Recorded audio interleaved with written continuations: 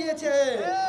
আমরা যদি দেখি পৃথিবীতে গত 2 মাসে পার্শ্ববর্তী রাষ্ট্রের মাধ্যমে শহীদের সংখ্যা যদি নির্ণয় করা হয়, ফিলিস্তিনের পরে ইসরায়েলের যারা যেমন ফিলিস্তিনের আগ্রাসনের শিকার হয়ে হাজার হাজার মানুষ মারা যাচ্ছে, বাংলাদেশের মধ্যে তার থেকে পরের সংখ্যাটাই হবে বাংলাদেশে। ইসরায়েল ফিলিস্তিন সীমান্তে যে পরিমাণ মানুষ হত্যা হয়, বাংলাদেশের বর্ডারে তার কাছাকাছি কোন অংশে সংখ্যা কিন্তু কম মরে না।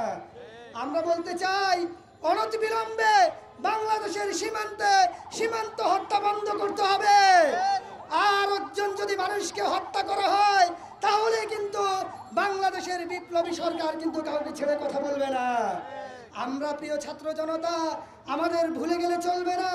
আপনার জীবন দিয়ে দেখিয়ে গিয়েছে সত্য এবং ন্যায়ের কথা, যেই সত্য এবং ন্যায়ের জন্য সে জীবন দিয়ে গিয়েছে। আগামী দিনেও কিন্তু আমাদেরকে জীবন দিতে হবে।